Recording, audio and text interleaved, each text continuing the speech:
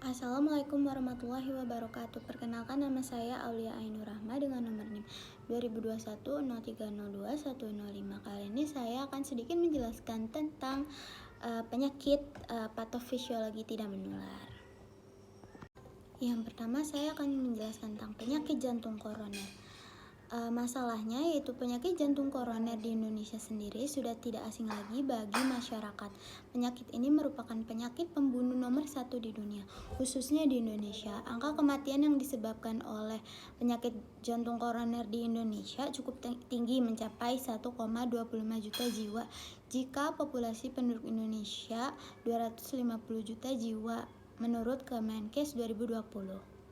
Indonesia, hasil riset kesehatan dasar tahun 2019 menunjukkan bahwa sebesar 1,5% atau 15 dari 1000 penduduk Indonesia menderita penyakit jantung koroner. Sedangkan jika dilihat dari penyebab kematian tertinggi di Indonesia, menurut survei Sample Registration System tahun 2018 menunjukkan bahwa terdapat 12,9%. Faktor resiko yang pertama itu ada merokok. Rokok dapat menyebabkan penurunan kadar oksigen yang dialirkan oleh darah dan menyebabkan darah cenderung mudah menggumpal. Gumpalan darah yang terbentuk di arteri ini dapat menyebabkan penyakit jantung koroner dan juga stroke, serta kematian mendadak. Lalu ada diabetes mellitus.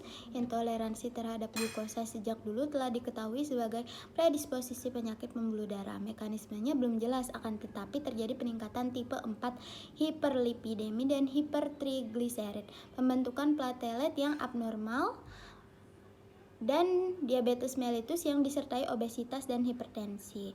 Lalu ada stres. Menurut penelitian di FKUI menunjukkan orang yang stres 11-12 kali lebih besar mendapatkan resiko penyakit jantung koroner. Stres di samping dapat menaikkan tekanan darah dan juga dapat meningkatkan kolesterol darah. Lalu ada hipertensi. Peningkatan tekanan darah merupakan beban yang berat untuk jantung, sehingga menyebabkan hipertrofi ventrikel kiri atau faktor miokard. Keadaan ini tergantung dari berat dan lamanya hipertensi. Lalu ada exercise atau latihan. Exercise ini dapat meningkatkan kadar HDL kolesterol dan memperbaiki kolateral koroner, sehingga resiko penyakit jantung koroner dapat dikurangi. Exercise bermanfaat karena dapat memperbaiki fungsi paru-paru dan pemberian oksigen ke miokard. Parameter biokimia pada penyakit jantung koroner yang pertama itu ada CKKMB. Pada kerusakan nekrosis otot jantung, protein intraseluler masuk ke dalam ruang interstitial dan masuk ke sirkulasi sistemik. Saat ini CKKMB masih direkomendasikan sebagai protein penanda IMA. Lalu troponin. Troponin ini merupakan petanda dari infark iskemia miokard. Jika terjadi, membran sel menjadi lebih permeabel sehingga komponen intraseluler seperti troponin akan merembes ke intravaskuler. Lalu yang ketiga ada mioglobin. Mioglobin berguna dalam oksigenasi otot dan biasanya meningkat pada kerusakan otot skeletal dan otot jantung. Lalu ada LDH, dia ini mengkatalis laktat menjadi pirufat. Biasanya kadar meningkat setelah 8-12 jam setelah IMA. Kadar LDH normalnya itu kurang dari 0,85. Lalu dampak dari penyakit jantung koroner ini atau PJK, kondisi ini dapat membuat otot jantung menjadi kekurangan darah karena penyumbatan atau penyempitan pada pembuluh darah koroner akibat kerusakan lapisan dinding pembuluh darah atau aterosklerosis. Dalam suatu serangan jantung, bagian dari otot jantung akan mati ketika tidak mendapatkan darah, sehingga jika tidak segera ditangani, serangan jantung beresiko tinggi menimbulkan kematian. Anda juga disarankan untuk memeriksakan diri jika memiliki faktor resiko seperti obesitas dan diabetes. Penyakit yang kedua itu sindrom metabolik. Masalahnya ini, data dari Himpunan Studi Obesitas Indonesia atau HISOBI menunjukkan prevalensi sindrom metabolik sebesar 13,13%.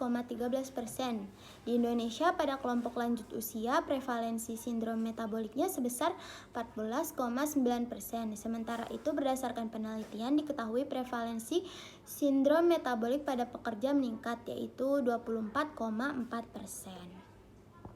Faktor risiko dari sindrom metabolik ini ada resistensi insulin, gangguan fungsi sel beta dan hipersekresi insulin untuk mengompensasi resistensi insulin. Hal ini memicu terjadinya komplikasi makrovaskular, misalnya komplikasi jantung. Kerusakan berat sel beta ini menyebabkan penurunan progresif sekresi insulin. Lalu ada obesitas. Obesitas sentral dapat mempengaruhi metabolisme lipid dan glukosa, pengaturan tekanan darah, pengaturan proses trombosis dan fibrinolisis, serta reaksi inflamasi. Berbagai kerusakan terjadi pada masing-masing sistem tersebut. Lalu ada karena usia. Faktor usia juga mempengaruhi kejadian sindrom metabolik. Semakin bertambah usia, risiko sindrom metabolik semakin meningkat. Pertambahan usia ini berkaitan dengan elastisitas pembuluh darah yang mengalami penurunan, sehingga risiko hipertensi dan terbentuknya endapan aterosklerosis juga bertambah. Lalu ada stres oksidatif. Meningkatnya stres oksidatif menyebabkan disregulasi jaringan adiposa yang merupakan awal dari patofisiologi terjadinya sindrom metabolik. Lalu ada karena pengaruh genetik. Perlu disadari juga bahwa obesitas sentral sendiri tidak akan cukup untuk menimbulkan si sindrom metabolik. Hal ini menunjukkan adanya faktor lain seperti pengaruh genetik dan aging. Lalu parameter biokimia yang diukur dari sindrom metabolik ini seperti kadar gula darah, lalu ada pemeriksaan HDL atau high density level, lalu ada pemeriksaan kadar obesitas sentral, bisa juga pemeriksaan tekanan darah dan trigliserida. Lalu dampak dari sindrom metabolik, jika tidak segera ditangani, sindrom metabolik ini berisiko tinggi menimbulkan penyakit. Penyakit diantaranya dapat menimbulkan resiko seperti terkena jantung, stroke, atau diabetes mellitus tipe 2. Lalu ada kanker. Kanker yang saya pilih ini kanker payudara. Masalah kanker payudara di Indonesia ini merupakan jenis kanker tersering pada perempuan di seluruh dunia pada tahun 2020. Pasien kanker payudara secara global pada tahun 2020 tercatat mencapai angka 2,3 juta dan 685.000 mengalami kematian akibat kanker payudara. Pada tahun 2020 ini juga kasus baru kanker payudara di Indonesia sebesar 68.585 kasus. Faktor risiko yang pertama penyebab kanker payudara itu bisa karena obesitas juga, bisa karena usia menor C. Usia menor C ini berhubungan dengan lamanya paparan hormon estrogen dan progesteron pada wanita yang berpengaruh pada proses proliferasi jaringan, termasuk jaringan payudara. Lalu bisa juga usia melahirkan bayinya. Pada variabel usia melahirkan anak pertama lebih dari 30 tahun, hasil penelitian tersebut selaras dengan pernyataan Koles yang dikutip oleh Haryanto 2005 bahwa usia melahirkan anak pertama di atas 30 tahun dilaporkan dapat meningkatkan risiko perkembangan kanker payudara. Lalu terdapat juga karena pola konsumsi, pola makan yang tidak baik, western atau unhealthy diet patterns itu berdasarkan jenisnya, termasuk sumber daging yang diolah atau awetan, kentang goreng dan sebagainya. Itu pola merupakan merupakan sumber lemak. Nah, terus pola makan yang baik dan tidak baik tersebut berhubungan dengan resiko kanker payudara. Hasil penelitian menunjukkan juga bahwa pola makan yang tidak baik dapat meningkatkan resiko kejadian kanker payudara. Lalu bisa juga karena genetik. Biasanya sebagian memang menunjukkan bahwa kanker payudara berhubungan dengan faktor hormonal dan genetik. Maka ada benarnya jika pendapat yang menyebutkan bahwa kanker payudara berkaitan dengan faktor keturunan. Lalu ada parameter klinis dari kanker payudara ini, terdapatnya benjolan pada payudara. Umumnya berupa benjolan yang tidak nyeri pada payudara. Benjolan ini mula-mula kecil sehingga makin lama dia itu semakin besar, lalu melekat pada kulit atau menimbulkan perubahan pada kulit payudara atau pada puting susu. Lalu ada erosi atau eksema puting susu, yaitu kulit atau puting susu tadi menjadi tertarik ke dalam. atau biasa juga disebut dengan retraksi, berwarna merah muda atau kecoklat-coklatan sampai menjadi oedema, sehingga kulit kelihatan seperti kulit jeruk, mengkerut atau timbul borok pada payudara. Borok itu semakin lama akan semakin besar dan mendalam sehingga dapat menghancurkan seluruh payudara. Seringnya berbau busuk dan mudah berdarah. Ciri-ciri lainnya ada juga pendarahan pada payudara, lalu ada rasa sakit atau nyeri, lalu kemudian timbul pembesaran kelenjar getah bening di ketiak dan bengkak. Lalu dampak dari kanker payudara ini, kanker payudara dapat mengakibatkan terjadinya kerusakan pada sistem saraf. Kerusakan sistem saraf ini terjadi ketika kanker payudara telah menyebar sampai ke otak. Hal tersebut dapat mengakibatkan sejumlah efek neurologis seperti penglihatan kabur atau ganda. Masalah yang keempat itu ada gangguan darah. Gangguan darah yang saya pilih kali ini yaitu anemia. Berdasarkan hasil Survei Kesehatan Nasional Indonesia pada tahun 2013 menunjukkan prevalensi anemia pada anak usia 1-4 tahun, 5-14 tahun, dan 15-24 tahun masing-masing adalah 28,1%, 26,4%, dan 18,4%. Terjadi peningkatan prevalensi dibandingkan dengan survei sebelumnya yang dilakukan pada tahun 2007, yaitu masing-masing 27,7%, 9,4%, dan 6,9% pada usia anak tersebut. Secara khusus, prevalensi anemia pada usia anak sekolah dan remaja hampir 3 kali lipat. Menurut data hasil dari Riskesdas tahun 2013, remaja putri mengalami anemia yaitu 37,1%. mengalami peningkatan menjadi 48,9% pada Riskesdas tahun 2018 dengan proporsi anemia pada kelompok umur tersebut. Faktor resiko dari anemia yaitu yang pasti kekurangan zat gizi, khususnya zat besi ya.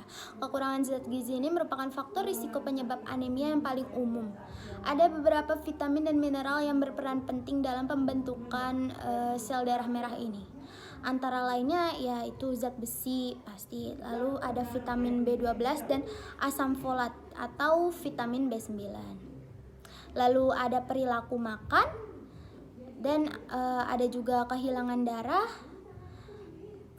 Kehilangan darah ini terjadi ketika anemia tubuh yang kekurangan sel darah merah sehat atau hemoglobin. Akibatnya sel-sel dalam tubuh tidak dapat mencukupi oksigen dan tidak berfungsi secara normal, atau yang biasa disebut juga dengan hipoksemia. Lalu bisa juga karena peningkatan kebutuhan zat besi, ini anemia pada anak malnutrisi terjadi karena banyaknya masyarakat yang berpenghasilan rendah sehingga tidak tercukupinya kebutuhan gizi anak. Status gizi anak sendiri jika tercukupi dengan baik dapat mempengaruhi kecerdasan dan daya tahan tubuh terhadap penyakit. Lalu ada juga karena genetik. Biasanya ada juga yang bersifat keturunan. Jika si ibu memiliki anemia, maka anaknya pun beresiko mengalami anemia. Parameter klinis dari anemia itu berkurangnya pasokan oksigen. Pasokan oksigen dapat dipertahankan pada keadaan istirahat dengan mekanisme kompensasi peningkatan volume sekuncup. Denyut jantung dan curah jantung pada kadar Hb mencapai 5 gram per sen. Gejala timbul bila kadar Hb turun di bawah 5 gram per sen. Pada kadar Hb lebih tinggi selama terjadi aktivitas atau ketika terjadi gangguan mekanisme kompensasi jantung karena penyakit jantung yang mendasarinya. Gejala utamanya yaitu sesak napas saat BAB, sesak pada saat beristirahat, vertigo atau sakit kepala, gejala dan tanda keadaan hiperdinamik atau denyutnya nadinya kuat, lalu jantung berdebar atau roaring in the ears. Lalu juga yang kedua parameter klinisnya itu adanya hipovolemia. Dampak dari anemia sendiri yaitu dapat memperburuk keadaan pasien gagal ginjal kronis dan penyakit hati akut. Gejala anemia timbul karena anoksidergan target yang disebabkan berkurangnya jumlah oksigen yang dapat dibawa oleh darah ke jaringan, serta mekanisme kompensasi tubuh terhadap anemia. Dampak anemia pada remaja putri yaitu pertumbuhannya terhambat, mudah terinfeksi, mengakibatkan kebugaran atau kesegaran tubuh berkurang, semangat belajar atau prestasi menurun. Sekian penjelasan dari saya, kurang lebihnya mohon maaf. Wassalamualaikum warahmatullahi wabarakatuh.